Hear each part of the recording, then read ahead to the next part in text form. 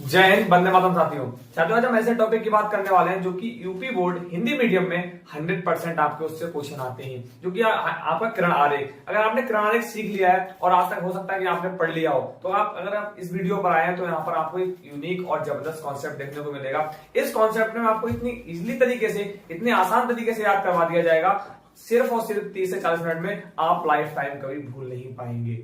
और हाँ, अगर आपको ट्रिक जाननी है कि हमने इसको कैसे बनाया है, तो जस्ट इससे पीछे वाली वीडियो में जाइए। वहां पर हमने आपको इसको एक एक हिस्से में बांट रखा है कि आपको ऐसे ये करना है, ऐसे ये करना है। अगर किरण आरेख यहाँ से जाएगी तो यहाँ से गुजरेगी, मुख्य अक्ष के समांतर जाएगी तो फोकस बिंदु से गुजरेगी, सी से जाएगी, सी से गुजरेगी। उसके साथ साथ हमने आपको ये भी बताया कि आप अगर अपना प्रतिबिंब आप कहां पर खड़े होंगे तो आपका प्रतिबिंब कहां पे बनेगा, मतलब कि वस्तु कहां पर रखेंगे तो उसका प्रतिबिंब कहां पे बनेगा। ये चीज अगर आपको आती है तो फिर एक किरण आरेख आपके सामने दिख रहा है, बहुत आसान होने वाला। और इसको भी हम बहुत बहुत आसान तरीके से आपको बताएंगे, क्योंकि हमने आपको पहली वीडियो बताया था कि लगभग 13 से 14 होते हैं, लगभग 16 हो जाते हैं। अगर आपको वो 16 रटना पड़ेगा तो आप एग्जाम में बैठ के इतना प्रेशर होता है कि आप 100% भूल जाएंगे।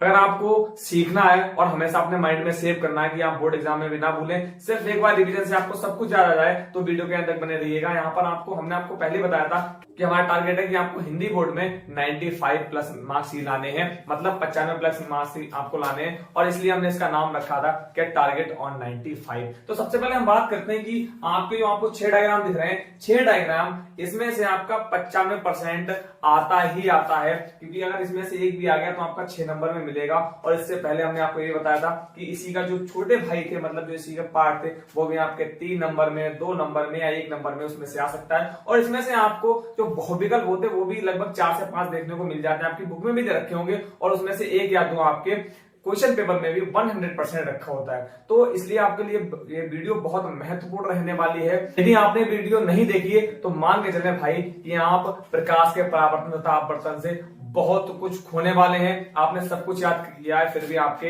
अगर इससे 8 नंबर का आता फिर भी आप 2 नंबर का ही कर पाएंगे। तो देखिए, सबसे पहले हम स्टार्ट करते हैं कि अगर वस्तु को हमने उसमें 6 स्टेप में रखा था कि वस्तु को सबसे पहले अनंत पे रखेंगे, फिर हम वस्तु को कहां रखेंगे, फिर एक कदम आगे बढ़ेंगे, अनंत और सी के बीच में रखेंगे, फिर एक कदम आगे बढ़ेंगे, फिर वस्तु को सी पर रखेंगे, फिर एक कदम आगे बढ़ेंगे, फिर कहां रखेंगे, एफ और सी के बीच में रखेंगे, फिर एक कदम आगे बढ़ेंगे हम, फिर वस्तु को एफ पर रखेंगे, फिर एक कदम आगे बढ़ेंगे, पी और एफ के बीच में वस्तु को रखेंगे। जैसे कि हमने स्क्रीनशॉट यहाँ पर लगा दिया है पीछे वाली वीडियो का, वो यहाँ पर आप देख सकते हैं कि हमने आपको एक ट्रिकनेस को बताया था। तो सेम वही रूल यहाँ पर अप्लाई होगा। अगर आपने वो रूल नहीं सीख पाया तो फिर आपको यहाँ पर दिक्कत रहने वाली है। तो सबसे पहले हम क्या करेंगे कि हम वस्तु को कहां रखेंगे, वस्तु को सबसे पहले रखेंगे अनंत पर।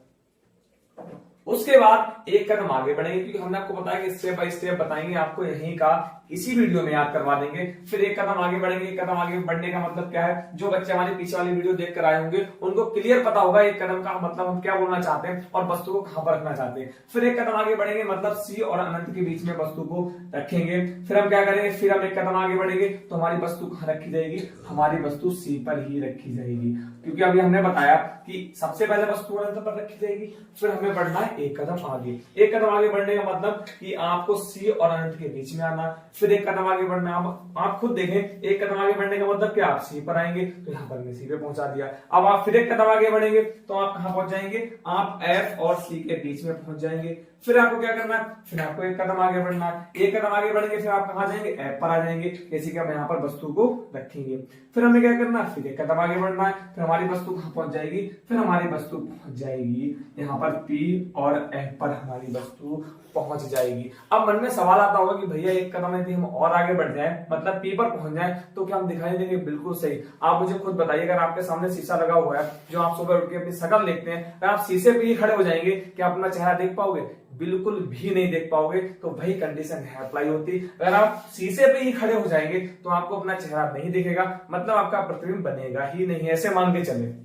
इतनी बात क्लियर हो गई। अब हमें क्या करना है कि हमने उसमें रूल बताया था, रूल नंबर हम पहले में जाएंगे कि यदि कोई प्रकाश की किरण मुख्य अक्ष के समांतर जाती है, हमने उसका भी स्क्रीनशॉट दे दिया। हमने आपको बताया कि पीछे वाली वीडियो में हम आपको सब कुछ सिखा चुके हैं, और जो हमने सिखाया है वही यहाँ टोटली अप्लाई होगा। तो हम क्या करेंगे कि प्रत्येक प्रत्येक डायग्राम में हम क्या करेंगे कि किरण, जो हमने रूल नंबर आपको 3 सिखाया था कि कोई किरण मुख्य अक्ष के समांतर जाती, चलिए हम यहाँ पर बना देते हैं। हमने रूल नंबर 3 हमारा क्या था, रूल नंबर 3 ये था कि कोई किरण कहां से जाती, मुख्य अक्ष के समांतर जाती तो फोकस बिंदु जो हमारा एफ होता है उससे गुजरकर निकल जाती है। हमने क्या बताया कि कोई किरण मुख्य अक्ष हो गया, सभी को पता है कहां से आती, मुख्य अक्ष के समांतर जाएगी तो आपका जो दर्पण उससे टकराकर फोकस बिंदु से वापस गुजर जाएगी। इतनी बात आपको क्लियर हो गई होगी, इसमें कोई भी डाउट नहीं बचा होगा। चलिए एक चीज आपको, अगर आप नए हैं और आप पहली बार आए तो एक चीज आपको और क्लियर कर देते हैं। यहाँ पर P का मतलब क्या है, P का मतलब है ध्रुव, F का मतलब क्या है, F का यहाँ पर मतलब है फोकस बिंदु,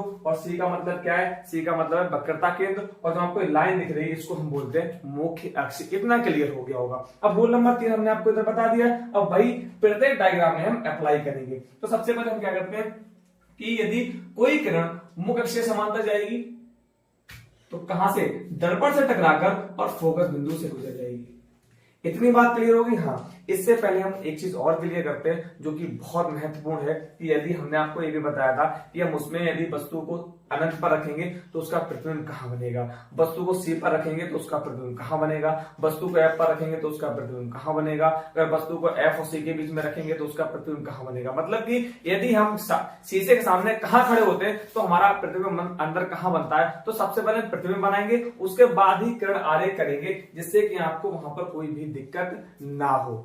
तो देखिए, यदि हम किसी वस्तु को अनंत पर रखते हैं तो उसका प्रतिबिंब जो है वो फोकस बिंदु पर ही बनता है और बिल्कुल छोटा, मतलब कि बिंदु के आकार का बनता है। अब भैया कैसे बन जाता है, हम फिर आपसे कह रहे हैं कि यदि आप नए हैं, पहली बार आए, तो सबसे पहले आप हमारे पीछे वाली 2 वीडियो वॉच करिएगा, यहाँ पर से आपके सारे डाउट दूर हो जाएंगे। और इस बात की 100% गारंटी है कि आपको कोई भी डाउट नहीं रह जाएगा और हमेशा हमेशा के लिए ये डायग्राम आपके याद हो जाएंगे, आपके माइंड में सेव हो जाएंगे, आपको लाइफ टाइम तक रटने की जरूरत इसमें नहीं पड़ेगी। अब क्या करते हैं, अब हम एक कदम आगे बढ़ेंगे तो आपका प्रतिबिंब भी एक कदम आगे बढ़ेगा। मतलब प्रतिबिंब कहां बनेगा, प्रतिबिंब बनेगा आपका F और C के बीच में बनेगा, परंतु वस्तु से छोटा बनेगा। यहां पर बिंदु के आकार का नहीं बनेगा, यहां बनेगा वस्तु से छोटा। कितनी बात क्लियर हो गई। फिर हम क्या करेंगे, फिर हम C पर पढ़ेंगे। अब C पर है पहुंचेंगे तो ये सबसे महत्वपूर्ण पॉइंट है, यहां से 1 नंबर का MCQ भी बन जाता है। तो सबसे पहले मैं जान लेते हैं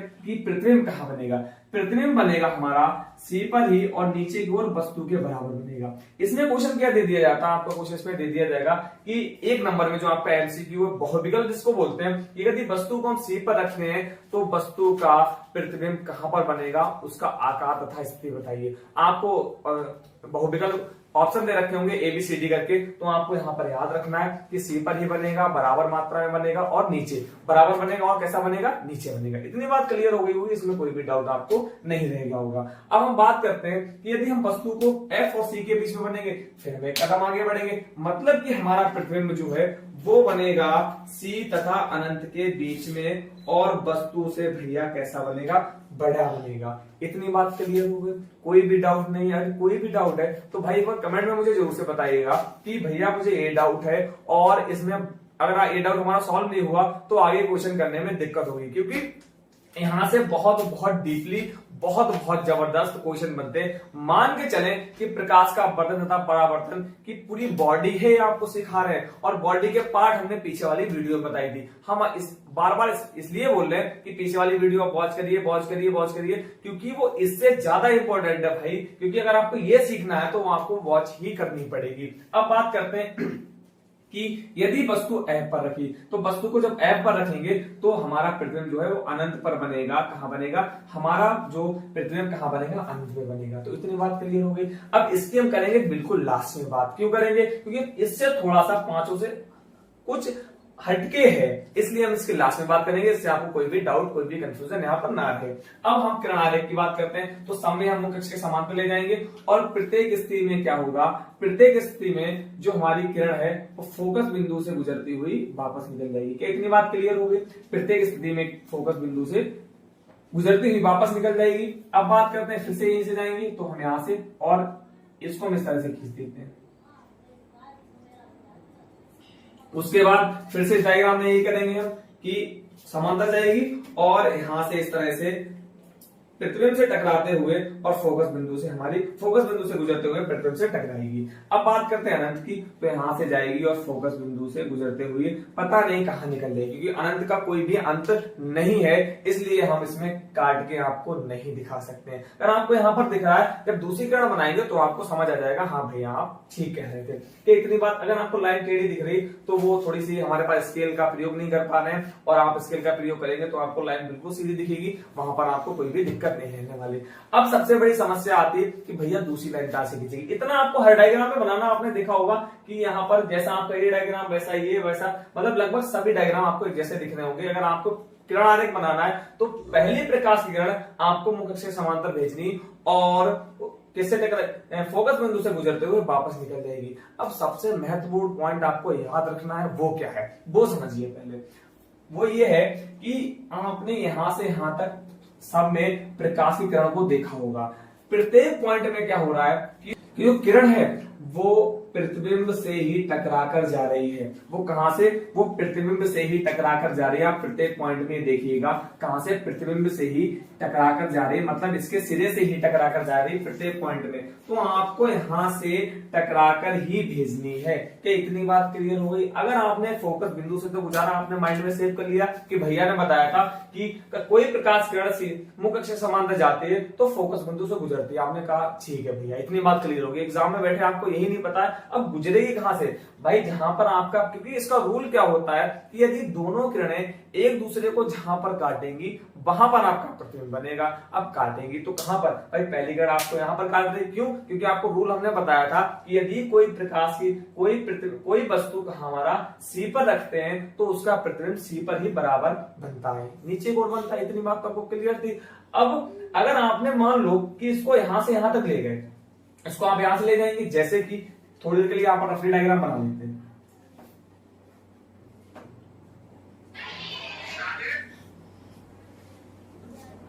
आपका प्रतिबिंब यहां पर बना और आप इसको यहां से निकालते हुए इधर ले गए। अब आपका दूसरी तरफ किरण बनाएंगे तो मान के चले थोड़ी देर के लिए हम मान लेते हैं कि आपकी किरण इस तरह से जाएगी, इस तरह जाएगी तो काटते हुए यहाँ पर प्रतीत होगी, पर यहाँ पर तो आपका प्रतिबिंब बन ही नहीं रहा है। जब यहाँ पर प्रतिबिंब नहीं बन रहा है तो आपका डायग्राम कैसा माना जाएगा, ये डायग्राम आपका गलत माना जाएगा, क्योंकि दोनों किरणें जहां पर एक दूसरे को काटेंगी वहीं पर हमारा प्रतिबिंब बनता है। इतना आपको क्लियर होना चाहिए। जब इतना क्लियर होगा तभी डायग्राम आप स्पष्ट रूप से बहुत क्लियर तरीके से बना सकते हैं। चलिए इसको हम रफ कर देते हैं। तो इतनी बात आपको क्लियर हो गई होगी। अब बात करते हैं कि भैया दूसरी किरण कहां से जाएगी। तो हमने अभी बताया था इससे पहले 3 रूल, फिर आप देखिए जाके रूल नंबर यहाँ पर पहला अप्लाई हुआ है। अब इसमें क्या होगा, इसमें पहला रूल नंबर अप्लाई होगा, इसमें रूल नंबर दूसरा अप्लाई होगा, इसमें रूल नंबर दूसरा अप्लाई होगा और इसमें भी आपका रूल नंबर दूसरा अप्लाई हो जाएगा। बस इसमें थोड़ा सा चेंज आएगा। तो देखिए रूल नंबर पहला इसमें अप्लाई करते हैं कि हम प्रकाश किरण को नीचे से ले जाएंगे और यहां से गुजरते हुए यहां चली जाएगी। मतलब कि यहां पर एक दूसरे किरणें एक यहां पर काट रही हैं, तो यहां पर आपको क्या बनेगा, प्रतिबिंब बनेगा। अब आपके माइंड में कंफ्यूजन क्रिएट होगा कि भैया जब यहाँ काट रहे हैं तो यहाँ पर भी तो काट रही हैं। अगर आपने लाइन लंबी बना दी, ऐसा हो जाता है, इसलिए हमने इसको वास्तव में लंबा बनाया है कि आपके माइंड में कंफ्यूज 1% का न रह जाए। भाई यहाँ पर भी तो काटने भैया, जब यहाँ पर काटे तो प्रतिबिंब यहाँ पर बनना चाहिए। बिल्कुल सही, आपके माइंड में कंफ्यूजन होना ही चाहिए। देखिए हमेशा याद रखना कि कभी भी जो हमारी आपतित किरण होती है, आपतित किरण परावर्तित किरण अगर एक दूसरे को काटेंगी प्रतिबिंब नहीं बनेगा। आपतित किरण एक दूसरे को काटेंगी प्रतिबिंब नहीं बनेगा। Point noted. हमने क्या कहा कि आपतित किरण और परावर्तित किरण एक दूसरे को काटेंगी, कभी भी वहां पर प्रतिबिंब नहीं बनेगा। फिर हमने क्या कहा है कि अगर आपतित किरण और आपतित किरण दोनों एक दूसरे को काटेंगी तो वहां पर प्रतिबिंब नहीं बनेगा। प्रतिबिंब कहां बनेगा, परावर्तित किरण एक दूसरे को काट रहे हैं। अब परावर्तित किरण आपतित किरण होती कौन सी पहले वो समझ लीजिए। हमने बताया तो आपको सब कुछ है, फिर भी अगर आप नए हैं तो आपके लिए 1 मिनट का टाइम हम यहाँ पर आराम से दे सकते हैं। देखिए जो किरण आएगी उसको आपतित किरण बोलते हैं, टकराने के बाद जो किरण जाती है उसको परावर्तित किरण बोलते हैं। एक बार रिपीट कर देते हैं कि क्या हमने कहा है कि जो किरण वस्तु से आएगी इसको हम बोलेंगे आपतित किरण, टकराने के बाद जो किरण गुजर जाएगी हम उसको क्या बोलते हैं, परावर्तित किरण बोलते हैं। इतनी बात क्लियर। अब यहाँ पर देखिए आप कि आपतित किरण यहाँ पर हो गई, परावर्तित किरण निकल गई, बहुत बढ़िया। ये आपकी आपतित किरण हो गई, ये परावर्तित किरण हो गई। मतलब परावर्तित किरण और परावर्तित किरण एक दूसरे को काट रहे हैं, वहीं पर आपका प्रतिबिंब बनना है। इतनी बात क्लियर हो गई। अब यहाँ पर आपका कंफ्यूजन यहाँ पे था, तो देखिए ये तो आपकी आपतित किरण हो और ये आपकी परावर्तित किरण, मतलब आपकी तो परावर्तित किरण काट रही, प्रतिबिंब नहीं बनेगा। आई होप इतना आपको बहुत बढ़िया से क्लियर हो गया होगा। अगर इतना आपको क्लियर हो गया हो तो कमेंट में एक बार थंब का इमोजी भेज दीजिएगा, जिससे हम थोड़ा मोटिवेट होते रहे और आपको इसी प्रकार की एनर्जी के साथ बढ़ाते रहे। अब बात करते हैं कि इसमें कहां से जाएगी। हमने इसमें बताया था आपको रूल नंबर कौन सा, रूल नंबर 1 और रूल नंबर 1 दोनों किरणों में अप्लाई हुआ था। इसकी हम बात करते हैं। अगर हम इसकी बात करें तो सबसे पहले आपकी जो प्रकाश किरण, रूल नंबर 2 में बताया था यदि प्रकाश किरण फोकस बिंदु से गुजरती है तो परावर्तित के पश्चात मुख्य अक्ष के समांतर चली जाती है। तो सबसे पहले हम क्या करेंगे, इसको फोकस बिंदु से गुजारेंगे। फोकस बिंदु से हम इस तरह से गुजारेंगे। अब हमें मिलाने के लिए लाइन बिल्कुल यहां से सीधी खींचनी पड़ेगी। वैसे तो क्या होना चाहिए था, ये इधर से आई और टकरा के इधर चली गई, पर हम मिलाने के लिए इधर से लाइन खींच लेते हैं, जिससे यहाँ पर हमारी दोनों किरणें मिल जाए। तो देखिए आप ध्यान से कि एक दूसरे को किरणें कहां पर काट रही, हमारे F और C के बीच में काट रही। यहीं पर क्या बनना है, यहीं पर आपका बनना है प्रतिबिंब। इतना क्लियर हो गया। चलिए आगे बात करते हैं कि फोकस बिंदु से दूसरी किरण जाएगी और यहां से टकराने के पश्चात मुख्य अक्ष के समांतर निकल जाएगी। तो आपका प्रतिबिंब कहां बनेगा, आपका प्रतिबिंब यहां बनेगा।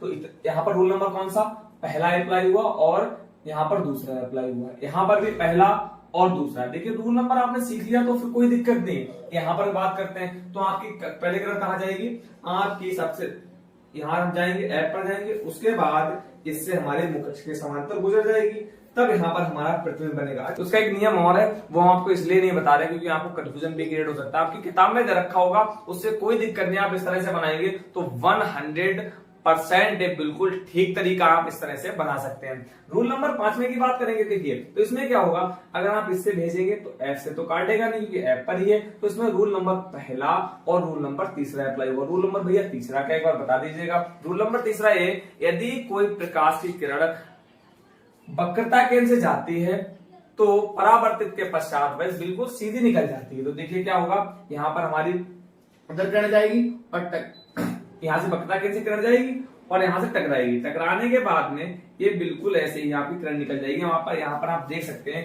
कि दोनों किरणों ने एक दूसरे को यहाँ पर नहीं काटा है, इसलिए इसका प्रतिबिंब कहाँ बनता है, अनंत पर बनता है, जिसका कोई अंत नहीं। और जिसका कोई अंत नहीं, वहां पर आप कुछ भी देख नहीं पाएंगे कि आपका प्रतिबिंब कहां पर बना है, कहां पर नहीं बना है। तो सेम यहाँ पर भी वही रूल अप्लाई हो रहा है कि आप इसमें देख नहीं सकते कि आपका प्रतिबिंब कहां बनेगा। अब सबसे महत्वपूर्ण थोड़ा सा अलग हटके जो है हमारा पॉइंट नंबर 6, हम पहले इसकी बात एक बार कर लेते हैं। यदि हम इसकी बात करें तो पहला रूल तो भाई इसमें 2 तरीके से बना सकते हैं आप। इसका 2 नहीं 3 तरीके हैं। तो सबसे इजी तरीका हम आपके सामने लेके आते हैं। तो सबसे पहले हम क्या करेंगे कि कोई किरण, देखिए इसका एक तरीका क्या है कि आप मुख्य अक्ष के समांतर ले जाएंगे और फोकस बिंदु से गुजरते हुए वापस आ जाएगी। हाँ, इससे पहले चीज मुझे और बताइएगा कि अगर आपने पीछे वाली वीडियो हमारी वॉच करी होगी तो आपको जरूर पता होगा कि यदि हम प्रतिबिंब वस्तु P और F के बीच में रखते हैं, वस्तु P और F के बीच में रखते हैं तो इसका प्रतिबिंब कहां बनता है, इसका जो प्रतिबिंब है वो बनता है आपका थोड़ा सा हल्का सा बड़ा और दर्पण के पीछे बनता है। कहां बनता है, दर्पण के पीछे बनता है। तो यहाँ पर हम डॉट डॉट डॉट करके आभास हमें होगा कि हमारी प्रकाश की किरण इधर निकल रही है। इतनी बात क्लियर हो गई। हमने क्या आपको बताया कि आपकी जो प्रकाश की किरण है वो मुख्य अक्ष के समांतर तो जाएगी ही जाएगी, पर प्रतिबिंब हमारा दर्पण के पीछे बनता है, इसलिए हमें सिर्फ आभास होगा कि किरण हमारी पीछे, रियल में नहीं जाएगी। रियल में क्या हो रहा है कि आपके दर्पण से टकराई और फोकस बिंदु से गुजर गई, पर आभास क्या होगा कि हमारा डॉट डॉट डॉट करके किरण जो हमारी पीछे जा रही है। क्यों, क्योंकि आपका जो आपका प्रतिबिंब है वो दर्पण के पीछे बन रहा है। अब क्या होगा कि भैया दूसरा कहां से बनेगा, दूसरी जो हमारी प्रकाश की किरण है वो 2 तरीके से जा सकती है। या तो आप सी से ले जाए या एक रूल नंबर 4। तो रूल नंबर आप 4 ना पढ़े क्योंकि आपने रूल नंबर 2 ही पढ़े, तो आप उसी पे कायम रहिएगा। 3 रूल पढ़े तो उसी पे आप कायम रहेगा। तो सबसे पहले क्या होगा, ये सी से जाएगा, सी से किरण जाएगी और टकरा के तो वापस चली जाएगी, है ना। टकरा के वापस चली जाएगी, पर हमें यहाँ पर हमें क्या होगा, जाती हुई सिर्फ इस तरह से प्रतीत होगी। तो आई होप आपको 6 डायग्राम बहुत बढ़िया से क्लियर हो गए होंगे। फिर भी आपको कोई डाउट हो तो एक बार हमें कमेंट में जरूर से बताइए भैया ये डाउट है। अब उससे बड़ा महत्वपूर्ण क्वेश्चन है कि हम इनको भैया थ्योरेटिकल पॉइंट में लिखे कैसे। हमने डायग्राम तो बना दिए, आपने तो कुछ बताया नहीं, इसको हम लिखेंगे कैसे, कॉपी में नोट कैसे करें। तो देखिए भाई, हम आपको सिर्फ 1 से 2 बताएंगे और बकाया आप टोटली अपने आप से लिख सकते हैं, आपको कोई भी दिक्कत नहीं होगी। इस बात की गारंटी, अगर आपको कोई भी दिक्कत है तो एक बार हमारे टेलीग्राम पे जाइए, वहां पर हम आपको नोट्स भी आप मैसेज करिएगा, हम कमेंट में हमें बताइएगा भैया हमें दिक्कत है, हम टेलीग्राम पे जाकर आपको सारे जो आपके नोट्स है वो भी प्रोवाइड करवा देंगे इसके थ्योरेटिकल पॉइंट के। तो देखिए, सबसे पहले हम इसको कैसे हमको लिखना है, तो हम मानेंगे हमारे पास कोई वस्तु है, जैसे कि हम इंसान है, हमारा नाम है, वैसे क्या होगा कि हम दर्पण है, दर्पण का एक नामकरण कर देते हैं। तो दर्पण का नामकरण करेंगे तो हमने इसका नाम रख दिया MN। क्या रखा? MN। आप कुछ भी रख सकते हैं, ABCDEFGHIJ, जो भी आपका मन करे, छोटा बड़ा लिख लेते से जी में के, जो आपका मन करे आप वो लिख सकते हैं। और जो हमारे प्रचलन में अधिकतर MN आता है, जो आपको बहुत बढ़िया से जानकारी हो जाती है, और किताब में भी आपका लगभग MN करके दे रखा होता है, इसलिए हम इसको MN करके मान लेते हैं। ये भी मानेंगे तब भी कोई भी दिक्कत नहीं होगी। जो आपकी मुख्य अक्ष है, हमने इसका नाम रख दिया O डैश, या आप XY रख लें, जो भी आपका मन करे। वस्तु का नाम आप रखें चाहे ना रखें, प्रतिबिंब का आप नाम रखें चाहे ना रखें, कोई भी दिक्कत नहीं है। आपकी थ्योरी उतनी ही बड़ी बनने वाली है। अब क्या, सबसे पहले हम स्टार्ट कैसे करेंगे, माना कि एक अवतल दर्पण। अब जब अवतल दर्पण की बात होगी तो भाई याद रखिएगा, आपको इस तरह से इसमें लाइन खींचना नहीं भूलना, तो इसमें पॉलिश करना नहीं भूलना है, क्योंकि पॉलिश बहुत महत्वपूर्ण है। अगर आपने धोखे से भी पॉलिश इसके अंदर कर दी तो दर्पण कौन सा हो जाएगा, दर्पण हो जाएगा अवतल। तो प्रत्येक दर्पण में आप क्या करना, प्रत्येक दर्पण में आप इस तरह से पॉलिश कर लेना। इस चीज को मत भूलना, क्योंकि बच्चे क्या करते हैं, डायग्राम को बना देते हैं पर पॉलिश करना भूल जाते हैं, इसलिए हमने ये पॉइंट आपको बिल्कुल लास्ट में बताया है। ऐसा हमने कई बार देखा है, बस बच्चों को टेस्ट में हमने जब टेस्ट लेते हैं तो बच्चे डायग्राम तो बना देते हैं, पर जो पॉलिश करना है वो अधिकतर बच्चे भूल जाते हैं। तो पॉलिश करना आप लोग बिल्कुल मत भूलिएगा, क्योंकि अगर पॉलिश करना नहीं, अगर आपने पॉलिश नहीं की तो आपके मान के चले 1 से 2 नंबर आराम से इजी तरीके से कट जाएंगे। तो मेरे भाई, अगर आप नंबर फुल इसमें चाहते हैं तो डायग्राम को बहुत ध्यान से बहुत अच्छे से बनाइएगा। तो हमने क्या कहा कि माना एक अवतल दर्पण MN है, माना एक अवतल दर्पण MN है, इसके ध्रुव P से या इसके मध्य से, इसके ध्रुव P से या इसके मध्य से एक मुख्य अक्ष O डैश खींची गई है, O डैश खींची गई है। अब क्या करेंगे, नेक्स्ट लाइन से आपको एक लाइन छोड़ के क्या लिखनी, माना कि वस्तु अनंत पर रखी है, वस्तु का नाम देंगे, ये भी कोई दिक्कत नहीं है, खाली वस्तु लिख दें। माना कि एक वस्तु अनंत पर रखी गई है, इस वस्तु से पहली प्रकाश की किरण मुख्य अक्ष के समांतर जाती है, मुख्य अक्ष के समांतर जाती है तथा दर्पण से टकराकर फोकस बिंदु से गुजर जाती है। इतनी बात क्लियर हो गई। हमने क्या बताया है कि माना कि एक दर्पण MN है, इसके ध्रुव P या दर्पण के मध्य बिंदु या बीच से एक मुख्य अक्ष O डैश खींचते हैं। अब नई लाइन से आपको क्या लिखना है, एक लाइन छोड़कर, माना कि वस्तु अनंत पर रखी है, इससे पहली प्रकाश की किरण मुख्य अक्ष के समांतर जाती है, पहली प्रकाश की किरण मुख्य अक्ष के समांतर जाती है तथा दर्पण से टकराकर फोकस बिंदु से गुजर जाती है। नंबर 2 में लिखेंगे। अब आपको एक लाइन फिर छोड़ देनी है। अब क्या लिखना है कि माना दूसरी किरण भी, या माना मत लिखना, ये लिखना दूसरी किरण भी मुख्य अक्ष के समांतर जाती है तथा दर्पण से टकराकर फोकस बिंदु से गुजर जाती है, जहां पर ये दोनों किरणें एक दूसरे को काटती हैं, या ये दोनों किरणें एक दूसरे को बिंदु F पर काटती हैं, फोकस बिंदु पर काटती हैं, वहां पर हमारा प्रतिबिंब कैसा बनता है, वहां पर हमारा प्रतिबिंब बिंदु के आकार का, वास्तविक तथा उल्टा और नीचे की ओर बनता है। जो हमने आपको पहले सिखाया था वही पॉइंट आ गए हैं।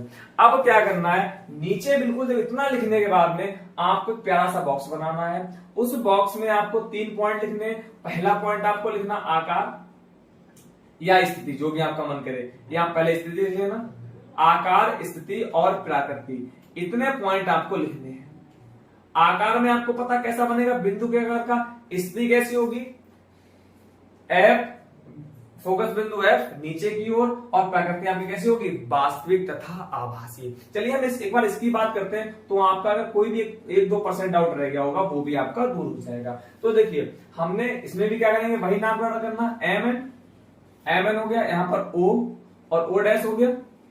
फिर हम कहेंगे कि माना कि एक अवतल दर्पण MN है, माना कि एक अवतल दर्पण MN है, इसके मध्य बिंदु या ध्रुव P से, जो भी आपका मन करे, इसके मध्य बिंदु या ध्रुव P से एक मुकक्ष O डैश खींचते हैं, इसके मध्य बिंदु या ध्रुव P से एक मुकक्ष O डैश खींचते हैं।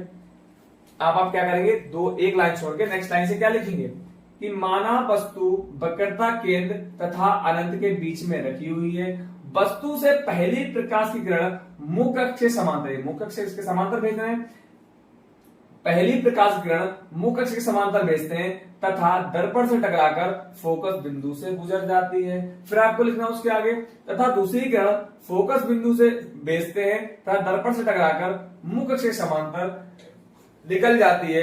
ये दोनों किरणें एक दूसरे को F तथा C के बीच में काटती हैं, F तथा C के बीच में काटती है, जहां पर हमारा प्रतिबिंब नीचे की ओर वास्तविक तथा उल्टा और कैसा बनता है, और आपका वस्तु से छोटा बनता है। इतना लिखने के बाद आपको फिर ये वाली लाइन करना, आकार लिख देना, स्थिति लिख देना, प्रकृति लिख देना। तो इस तरह से आपके सारे डायग्राम आप नोट पॉइंट में अपने आप से लिख सकते हैं, अपने आप में इसको नोट कर सकते हैं, अपने आप में इसको थ्योरेटिकल में चेंज कर सकते हैं। जब अपने आप ही करेंगे तब आपको चीजें वास्तव में क्लियर होंगी कि हमें कैसा करना। कोई भी डाउट आता तो भैया कमेंट आपके लिए है, कमेंट सेक्शन मेरे लिए थोड़ी ना, आपके लिए ये है कि भैया हमें ये डाउट है और हम आपका 100% नेक्स्ट वीडियो में डाउट दूर करने की पूरी कोशिश करेंगे। तो छोटी आपको वीडियो बहुत इंफॉर्मेटिव लगी होगी। अगर आपने इस वीडियो से अभी बिल्कुल जस्ट कुछ सीखा है और आपके माइंड में चीज आ रही है कि हाँ भैया इतना क्लियर आज तक हमने नहीं पढ़ा है, तो वीडियो को लाइक जरूर से करने